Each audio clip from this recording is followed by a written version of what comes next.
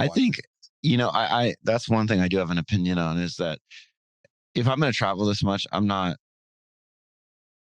slumming it. I'm sorry. Oh yeah. I'm going to fly business. I'm going to stay at a nice hotel. I'm not flying at 6 a.m. AJ if I can possibly help it, because I live in Sags. You got to wake up at like 3 a.m. to get to drive to the airport.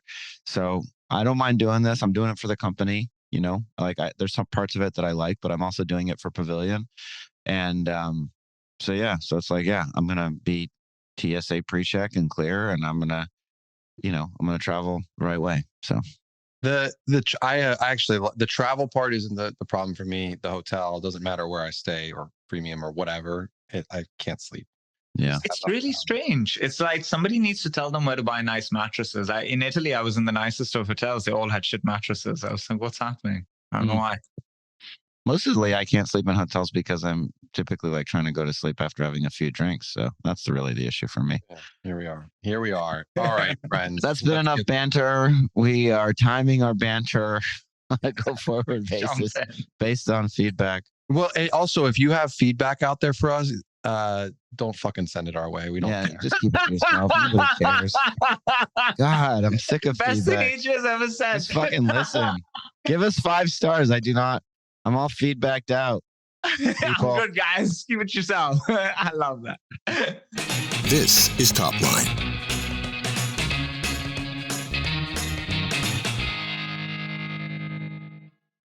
This month's sponsor is Closed, the industry leader in win-loss analysis. The only thing worse than missing quota is not knowing why. Win-loss analysis with Closed provides detailed and unbiased feedback directly from your buyers. So when you're looking for answers, you'll have the concrete data-driven solutions you need to make the strategic decisions with confidence. If you're curious about how win-loss analysis can boost your win rate, give Closed a try. We'll do a free buyer interview for one of your deals. Visit freebuyerinterview.com now to claim your free interview. That's freebuyerinterview.com now to claim your free interview. Oh, yes. So we have been chatting about businesses from a few different angles, from marketing, from customer success. Today, I thought we could spend some time on planning because we're in Q3, and probably the majority of our ecosystem, if not all of it, is going through planning for 2024 now. And you have to come up with your strategic plan and your financial plan, and that's hard enough. In the good times when there's some stability and you can still forecast, it's still really hard to figure out what's next year going to look like. What do we think we can achieve next year, and what investments are we looking to make? That's hard at any given point. But when the market becomes unstable, then it becomes that much harder because forecasting gets hard. And so right now, I've had lots of conversations since I've come back with people, and people are feeling the pressure and the stress of going through this exercise right now. And the signals that they see out there are very confusing. When you look at the overall economy, inflation seems to be under control, or is moving in the right direction, but there's a portion of that inflation, like that 3.5 to 2% range, that might be quite sticky. Will it be? The IPO window seems to have opened up. ARM, Klaviyo, and Instacart have gone public. All of them saw a jump in their stock price on day one, which is a really good signal. We discussed a couple of weeks ago when Carta had released their data on the first half of 2023 that the VC landscape seems to have bottomed out in H1 of this year and is picking back up. So these are good signals for 2024, but it still poses questions like, when exactly in 2024 will the market get better? And it's obviously not going to get better for everyone at the same time. So what will it be like for me is a big question companies have. And so you've got all of this, and at the same time, especially early stage founders have to show triple-digit growth efficiently while they've struggled with churn and growth all of this year. And so they're in a tricky spot. And I thought we could start by just discussing what you guys do, because you've gone through this exercise many times. AJ, you seem to be a type of guy that loves planning. What's your problem? Well, if you guys remember last year, we were in like November and December, and we were having this conversation. We're like, well, shit, people aren't doing planning. So I love this. This is every founder, every exec saying, oh my God, I don't want to fucking go through what we went through last year, and freaking out and be like, we're going to get on top of it. We're going to have this buttoned up. We're going to have this signed up. It's going to be awesome. I was in a conversation with stage 2 portfolio companies yesterday, and there were 3 CFOs talking about planning, talking about the process, when to bring people in, who the key stakeholders are, the executives, how do you, this is my favorite. I asked this question. I said like, because all the CFOs were like, "Meh," it's like a very like pessimistic, realistic view expectation. I was like, well, how do you all work with CEOs who are like super optimistic and just want to like shout from the rooftops, like, we're going to crush it this year? Like, how do you, I think I dialed that question back a little bit, but they said like, it's actually really, it's really important to partner with the CEO to have that realistic. And what you do is you have that upside. The upside is the CEO bucket. That's what that's the like the plan that the CEO is like, okay, we can go out and hit that. But then we now have like, historical data of our organizations for this year, and that triple digit growth, I don't think that's not really the thing. It's like, what are we realistically looking at? We have the data from this year. We have the efficiency numbers. I feel really good. It's really good. It's an encouraging sign. The conversations we're having at QuotaPath with our prospects are very positive because everyone is trying to be proactive and get ahead of it, but they also feel secure in their numbers. Like, hey, can it really get much worse than this year for some of these teams? But on that triple digit growth part, right? So from the conversations I've had with investors and operators, it seems like there's still very much an expectation that you are growing at high rates, like triple, double doubles is not something people have stopped talking about. And are we just throwing this year out then? Like, because no one were companies really doing that? The thing that I've been thinking about is a lot of companies have been doing seed rounds at 20 to 30 million post. YC is a standard 30 million post, right? That's true. Yeah. YC is standard 30 million now. 30 million? It was 25 last year. So they upped it 5 million. That's fucking crazy. Seed? Wow. Seed. And so God, that's priced to perfection, right? Like, you're leaving no room for mistakes or anything. Delicious. So if you've got that type of a seed round, you don't have the luxury to not show tier one numbers in every area to be able to raise a Series A. So it is quite confusing for them. I think the other part of it is that this year was this year. Next year was promising to be a better year. So now how much better and what do you achieve in that better year is confusing. You can't just base it off of this year. Yeah, but if you're a growth stage company and you have a real CFO, I think like the valuation of 2 years that you had, as a CFO, you're not worrying about it. You're like, we're worrying about the efficiency, and the capital is what the capital is. If we have to take a down round, we have to take a down round. If we like, we're going to figure that out. But I don't like really care what that number is. The seed is a different story. Yeah. I want to agree with AJ. Here's what I think the reason that it was hard to forecast this year is because of uncertainty. Forecasting isn't about pessimism or optimism. It's about the level of conviction you have around your ability to understand the environment. And so that's why I think AJ's right. If you ask me to forecast next year, and I haven't started planning for next year, but I would say I'm going to look at recent trends, to be honest with you. I'm going to look at what parts of the business are working and what parts of the business aren't working. If I have a plan to fix the parts of the business that aren't working, then I'll layer that in. But if I have parts of the business that are working, then I'll assume that they continue to work. I'm not going to be crazy about it. I'm going to, and exactly what AJ said as well. Valuation and some pressure to triple, twice, double, three times, that's completely irrelevant at this point, especially for people like me or AJ that are growth staged. That has nothing to do with how I'm thinking about it. If anything, this year has taught me is stop worrying about fucking valuation if you can at all help it. Like, it's about trying to build the best possible business. And so when I think about next year, I'm thinking, first of all, are there things that are working? Yes, there are. Thank freaking God. Okay, so we're going to assume a little bit, not crazy, but continued momentum there, maybe a little bit of improvement, because I think for us, retention will improve next year. That's something, by the way, especially if you're B2C like we are, if the economy improves, that's an area that you can say, I should expect to see a little bit of improvement 100%. In retention, because people's personal finances are a little bit better than they were this year. And this year was really when everybody was looking at every single dollar that's been spent and trying to rationalize the investment. So I'm thinking, let's look at what's working. Let's assume a little bit of improvement, but not crazy improvement. The crazy improvement will be in the CEO bucket, to AJ's point. And let's assume we've got to deal with the things of the parts of the business that aren't working. And that's how I'm thinking about it. And then, yeah. And the last thing I'll say, underscoring AJ's point, is efficiency. Is, if anything, this year has taught all of us is that I know that people listening to this might roll their eyes. I know that they might be frustrated, but I do think you can do more with less. You can do more than you thought you could do.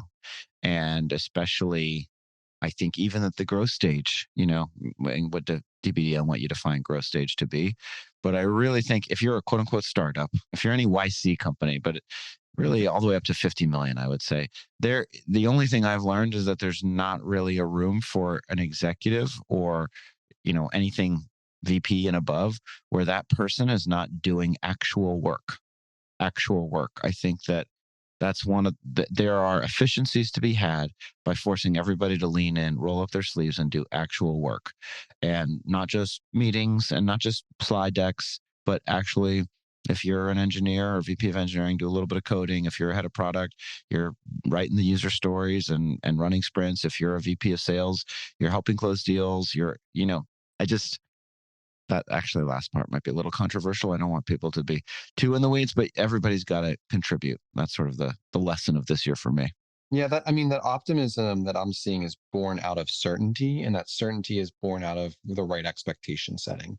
Right. And that's not just like the board plan, that's just the expectation setting that you have with your company and with your team, and feeling like you as a CEO have set those expectations and that your team is hearing you and aligning to them. That's where like the stress kind of just like melts away and goes away. And I think to Sam's point, making sure you have the right team to be able to do that and go execute off of those things is critically important. And I think we've done a lot of soul searching this year to find that team. A lot of us have, and we're not all there yet. That's still learning and growing, but at the same time, much better on a happy path. And that's why I think the economy is in a great spot. Well, I mean, that's what you said, AJ, is accurate, which is, it's about, to the point, Asad, well, what's going to change? Are things going to get unexpectedly materially worse? Really hard for me to see that. It's been it's been a grind for a lot of people this year. Yeah. And so I can't see it getting worse. So here we are. Your metrics are your metrics. Are people buying things? Yes, they're still buying things. Yeah. Are people building things? Yes, they're still building things. Okay. I have enough data points. We look at all of our dashboards on a weekly basis, and our executive and sort of like our executive membership ARR, which is the heartbeat of the business, has gone up. I think maybe 1 week it didn't go up, but it's gone up every week for 10 weeks now, 12 weeks. It's at an all-time high. And so that's a track record. That's enough data points to know it's not a fluke. That's a good signal. So I can plan around that, I think. I think something else that people should remember going into next year is that this year, a lot of people had a forecast that was a conservative forecast that had to then be reforecasted, right? And that's a really depressing couple of days where you're having those conversations. The absolute opposite of that is when you're reforecasting because the market's even better than you thought and you can do more in that market. And you could put yourself in that position where you go in with an appropriate level of conservatism right now, knowing that you can be nimble and change things for more growth if the market becomes that much better as well. That's a fun conversation to have with your board and other people in the business compared to the one we had to have earlier this year. Interesting thing that we're doing in our business, we've got a number of confidential searches that are being run, and they're confidential because the company is going through the planning process and they want to keep these execs during planning, but right after they're going to correct them out of the business. And it got me thinking, like, it's such an interesting period in time where people can really stand out right? Like there are people that will take part in the planning process that can go the extra mile and stand out. And then probably people that are on not steady footing that would probably change the impression around themselves internally as well. So, Sam, what does great look like to you in terms of the involvement of the team during this process? What are you hoping to see from the different stakeholders that you involve when going through this? Well, great first looks like a really good CFO, VP of Finance, head of finance, somebody that can wrangle the cats and manage a tight process. And we're at Pavilion internally. We're going through some transitions on the finance side, so that will be we'll figure out how we do that, to be honest. But then the next thing I'm looking for, as I've talked about in the past, I'm definitely curious to hear what AJ has to say. But what I really hope for from the executive team is I really hope that people demonstrate an understanding of sizing their bets and understanding the cost of money. And what I mean by the cost of money is understanding when you're asking for headcount or you're asking for resources, that it's not free, that there needs to be some level of meaningful return. I mean, this sounds completely obvious, but it's still shocking to me how somebody might put a budget in front of you for next year on any one of the programs that you might be running or building. And there's no even discussion initially sometimes around, well, what does it do for revenue? What does it do for retention? Does it accelerate new customer acquisition? Yep. It's sometimes, and this is most acute when I've seen, and I'm not speaking about my team, but I'm just speaking about conversations I've had on the road with revenue leaders. As I've said, I still struggle with largely salespeople more than anybody else. Salespeople that just don't get that it's not free, that it's not growth at any cost, that it's growth at the right cost. That's what efficiency means. And so what I mean by that is there's just a group of executives that say, well, I need these resources because I need to hit this top line number. And the answer to that, and what I'm looking for, Asad, is somebody that understands that we're not just looking at top line growth anymore. We are looking at the cost of acquisition. The cost of acquisition includes everything from spiffs you might pay people and contests or campaigns you might run, to the cost of the salaries of the people that you're working with on the team and how you manage and negotiate those salary adjustment requests and things like that. So long rambling answer, but fundamentally what I'm looking for is more P&L fluency from the executive team. I'm looking for them to understand how a P&L works so that we can solve not just for revenue growth, but for EBITDA, gross margin contribution, efficiency. If these sales leaders have not learned that lesson so far after the carnage we've gone through over the last year or two, then is there any hope for them to figure this out? Because we're going into the good times after this, right? So it's up and to the right, relatively speaking, moving forward. It's during periods like this where you realize that, okay, efficiency matters and you learn these lessons. If they haven't learned it now, will they ever learn them? I don't know. I hope so.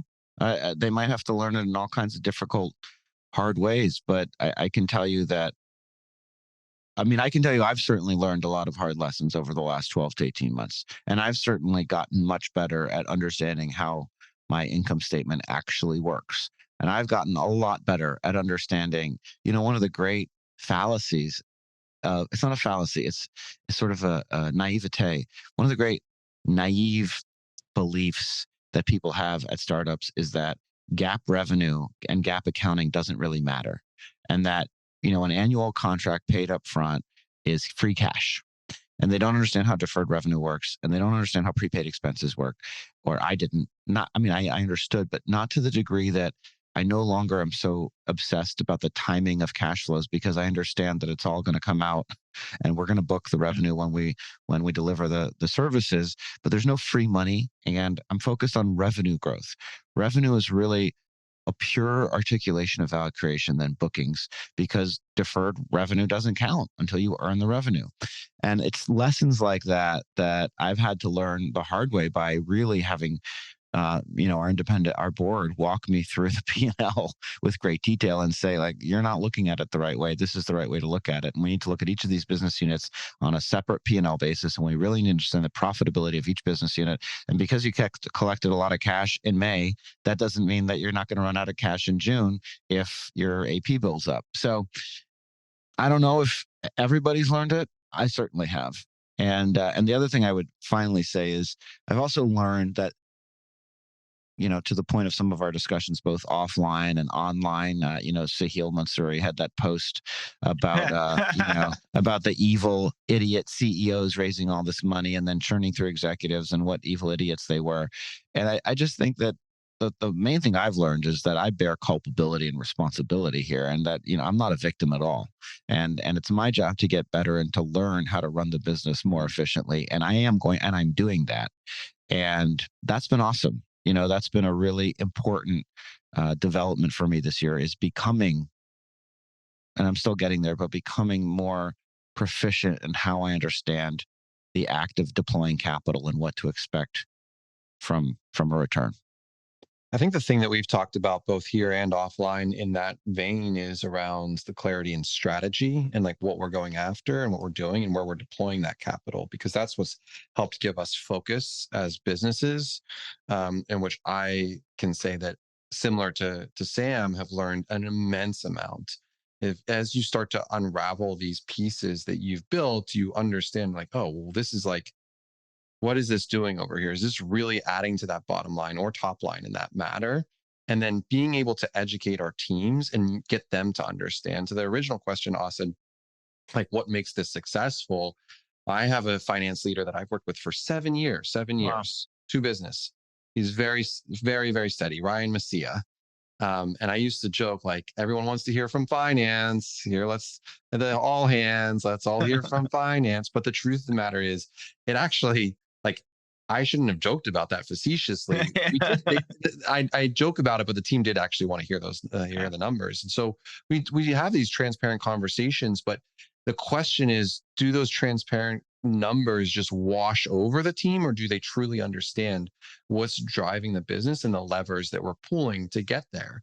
What I've realized myself is that finance, yes, to Sam's point, having a strong strategic finance view and narrative, and someone that knows their shit and gets on top of this, is important.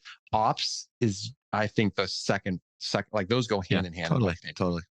And that's where I've, like, this year is really, I have a great VP of Ops in Ryan Milligan, and like using both of them. Who's your finance person? Ryan Messia. Okay. I mean, we've heard Ryan Milligan before. I just think it's important we shout out this. Yeah. The Ryan first person Messia. I mentioned, they're both Ryan. So God bless the first you, person Ryan I said Messia. Ryan M. And Ryan M's, yeah. So for both of those going hand in hand, like, they've done a really great job of, I would say Ryan Milligan is like the proactive leader, because the numbers are coming in. And so he's doing all of the trending, pacing in the business, and is responsible for that, is the keeper of those numbers. So in tandem with Ryan Messia, when we have our offsite in Nashville, we're going to have it right after GTM Enterprise, GTM 2023. So excited for that. It's going to be a great summit, by the way, and it's going to reinforce everything we're talking about, right? Well, I know you mentioned Marlin. I know AJ will be there. There, I know a couple Marlin folks. He's bringing 100 people. Yeah, I know. Like, a lot of them are going. They're like, AJ, are you going to Nashville? I'm like, how are you going to Nashville? I was like, oh, Marlin. Shit. Everybody's going to Nashville. Insight, and of course, it's going to be a great event. But we're taking that and springboarding it with our offsite in Nashville. Smart. And there's 3 goals to it. One, just to look back at this year. What have we accomplished? What are our successes, our goals? Have we accomplished those? Just celebrating those. We haven't taken much time this year to celebrate anything. None of us have. So we should do that. 2, building trust within the team. First team, don't get a lot of opportunities. I'm a big believer in offsite. 3, planning for 2024. Like, have to have just, like, the right things. All of the asks, all the strategy, all that thing is going to waterfall down, but we just need to get crystal clear as a management team into what that shape looks like, what are we expecting, and what are we seeing? And that's how you set the right expectations. Who's the core group that's involved in planning on your side, AJ? For 2024 planning? Yeah. Ryan Messia, Ryan Milligan, and myself.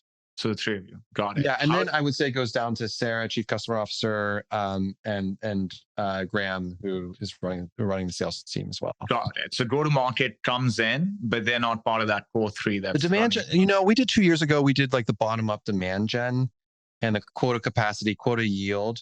And like, this is something that quota path, I'm digging in with customers. We have a recorded future. One of our customers spent an hour and a half talking to Dan Page, a revenue operations leader, just about how they think about it. And that guy is on top of his shit. Ex-military, like really on top of his shit. You want a RevOps leader that like can just speak the speak and Dan walk Page the is walk. his name? Dan Page. Yeah. Okay. I talked to him earlier today, and he just went through all of it of just like, how does this roll up to the board? How do we think about this? Because here's what he said, and this is actually really interesting. And Sam, Austin, I'm really interested. He's like, sales leaders talk about this number, 80% of, you want 80% of your team hitting 80%. No one can ever fucking show me a model that shows how that works. Like everyone says this. Show me the model. Where does that come from? Today's business landscape is full of uncertainty, and succeeding as a go-to-market leader has never been more challenging. Pavilion is here to provide you with the education, support, and resources you need to grow, learn, and unlock your full potential. Join more than 10,000 of the world's leading go-to-market executives in a private membership community designed specifically to fuel your success. Visit joinpavilion.com and use the code TOPLINE20 to get 20% off your membership. That's joinpavilion.com, and the code is TOPLINE20 to get 20% off your Pavilion membership. And now, back to the show.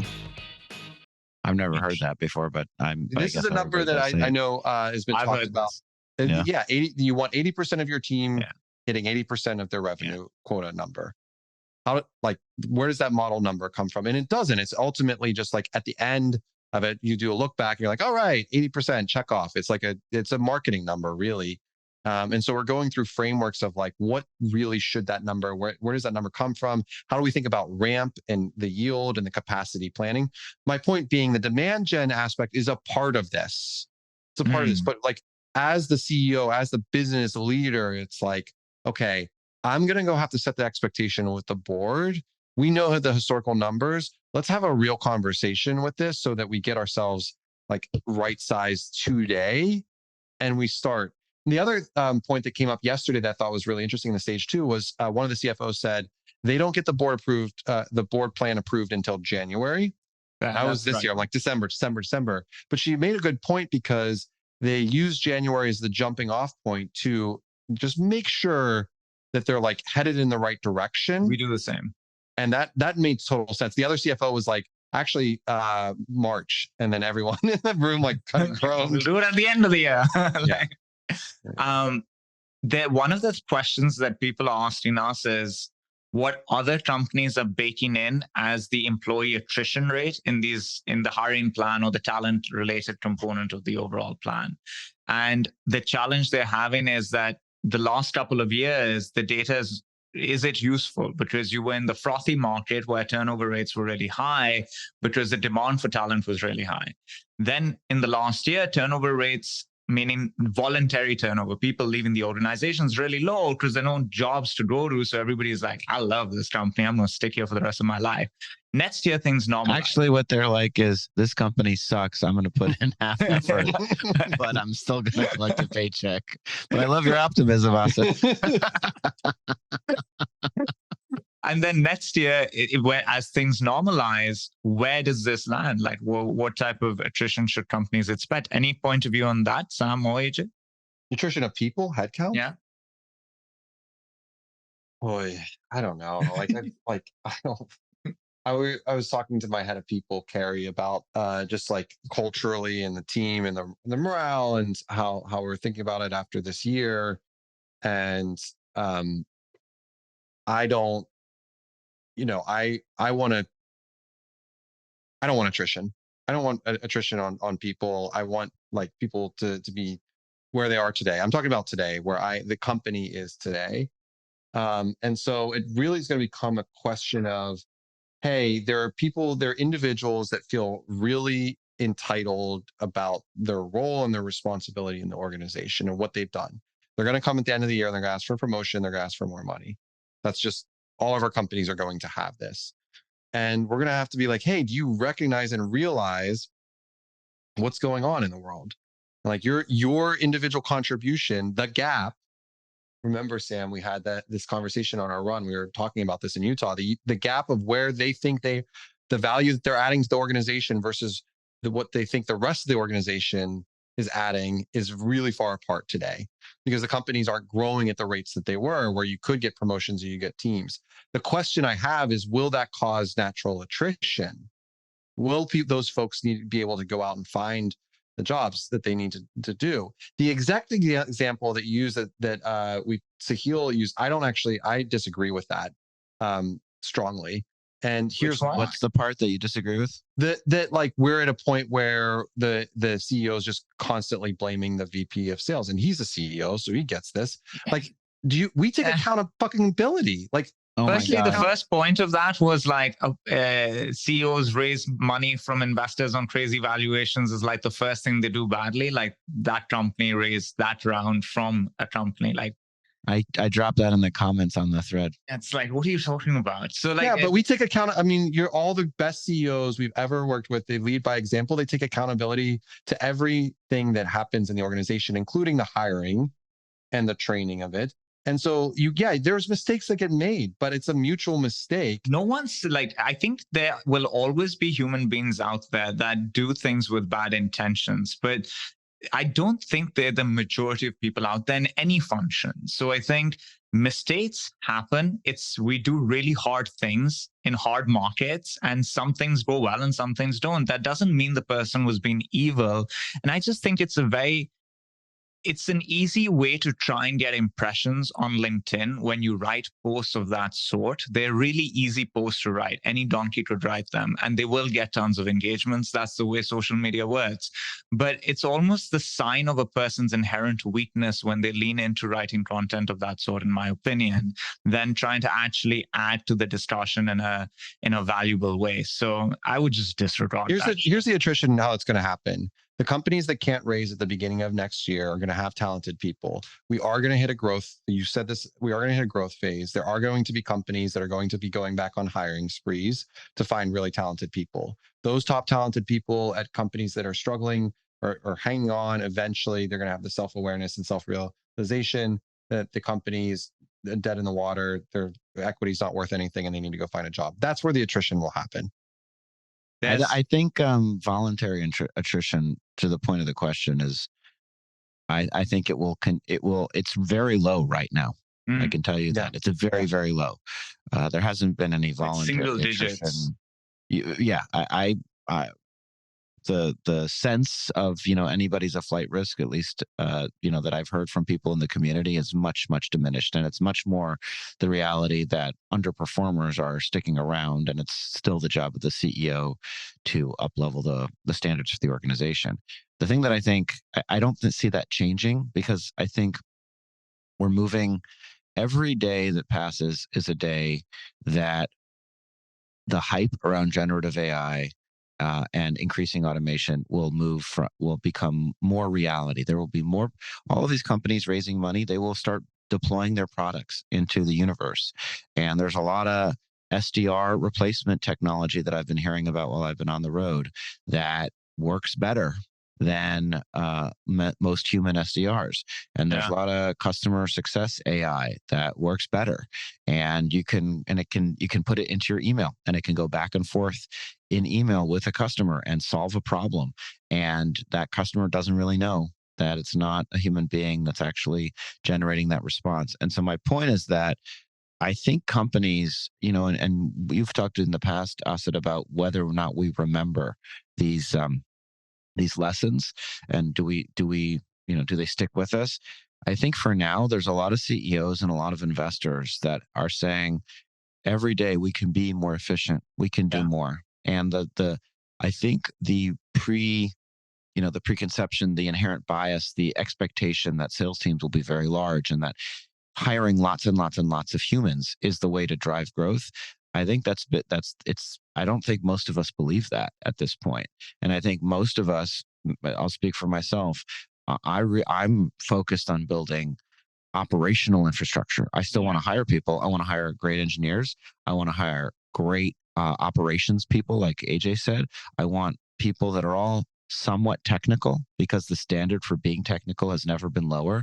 People that can work with Zapier and work with OpenAI's API and, do API calls to ChatGPT and get interesting personalized responses and layer them into your CRM or into your marketing automation. So that's why I think voluntary attrition will be low, but I think that, I don't want to paint, there's no heroes or villains in either side. I don't think salespeople are villains. I don't think CEOs are villains, but I do think that there's been a sense, which is sort of what that post on LinkedIn represents, a little bit of a sense of entitlement around what what you get for working somewhere. And I think that those relationships, those bonds are frayed on all sides. I think employers are more disillusioned with employees than they have been over the last couple of years. Everything from work from home to what's it called, mid-level Mondays or bare minimum Mondays. Bare minimum, yeah. Yeah, I think a lot of CEOs and employers are saying, I'm really tired of dealing with this bullshit. And I think a lot of employees are saying, there's no loyalty here. And, you have these values that you talk about, but when times get tough, you fire me in a second. And I think both of those things are true. And I think, like I said before, to put a bow on it, I think we're moving to a period of global enlightenment and actualization where we'll all wake up and take responsibility for ourselves. But I don't think voluntary attrition is going to spike. I think it's going to be companies running lean saying, if you want to be here, you're going to have to contribute in a meaningful and measurable way. I love how Sam uses generative AI examples and says CS will replace, SDR replace. No mention of new business sales teams. Those sales teams definitely, new business teams definitely never going to get replaced.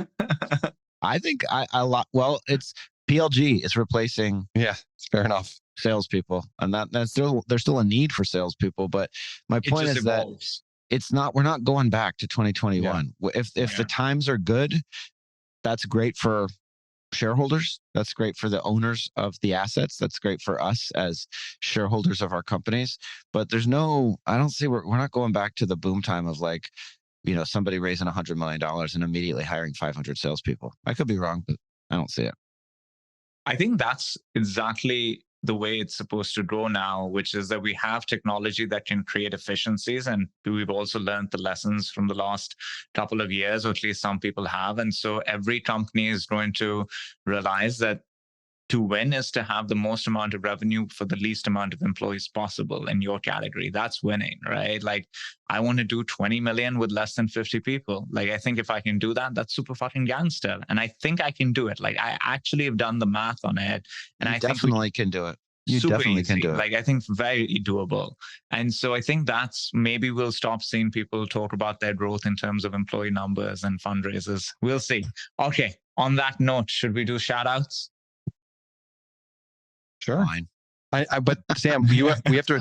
Yeah, this is fine. Very reluctant. Sam, we have to remind you of your shout out. You have a reminder shout out Singapore. Here. What's up with Singapore? I just have a shout out for anybody working in Asia. I had a couple of calls with members last week. I want to pull up their names really quickly. And every time so it was Vineeth Vijayan and Shahid Nizami, both of them in our Singapore chapter. And I'm supposed to go to Singapore in October. And so the call with Shahid was at, taking up too much time. Fast forward if you're a listener.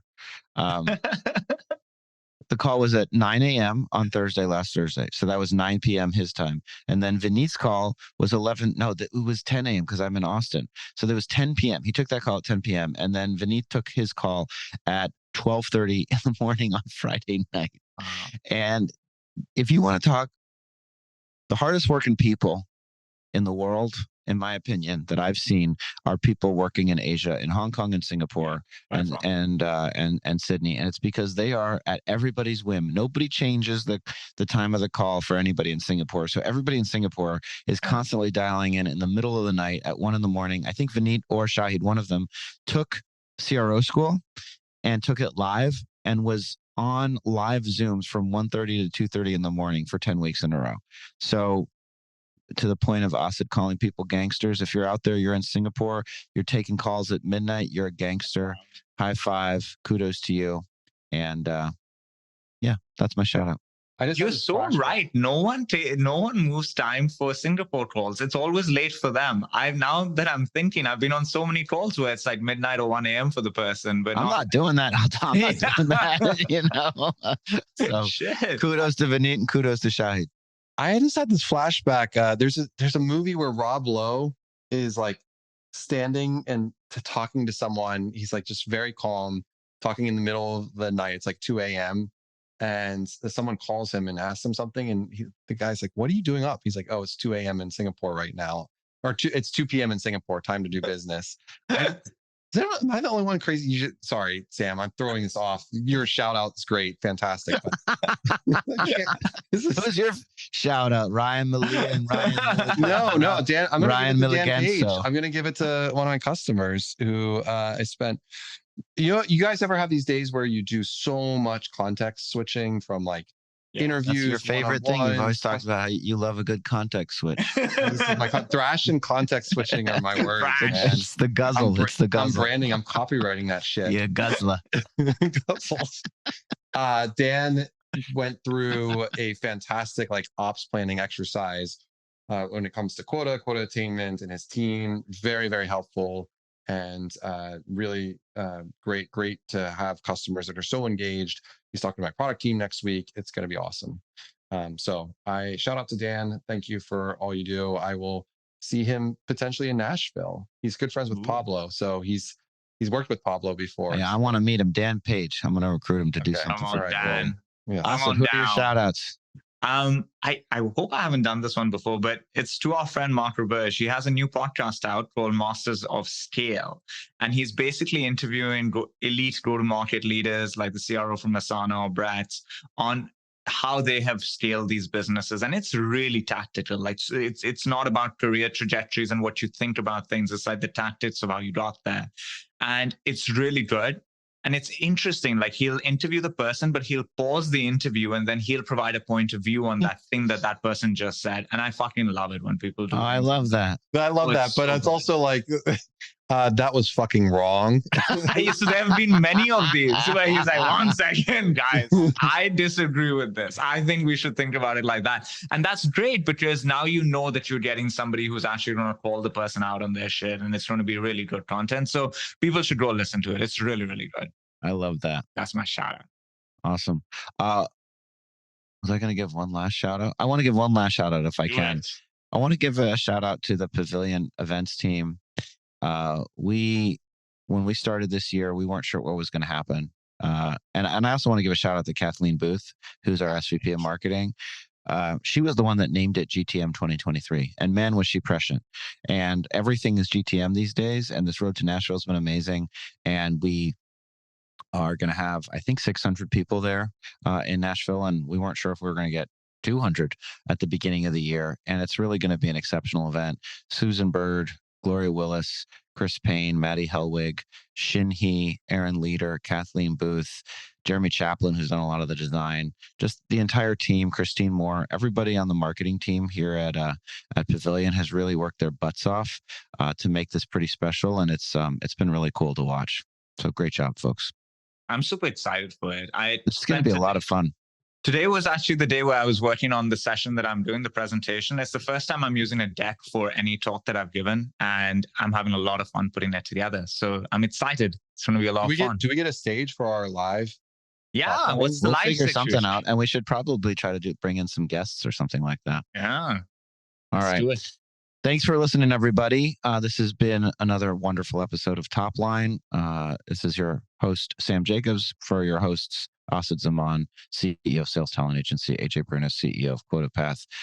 We'll talk to you on Thursday for Top Line Hotline. This episode was brought to you by Close, which helps organizations improve their sales win rates, build better products, and consistently uncover the real reasons they win and lose business. Visit freebuyerinterview.com to learn more. Closed, freebuyerinterview.com to learn more. Win-loss analysis is incredibly important. So thank you for listening, and thanks to Closed for sponsoring the show.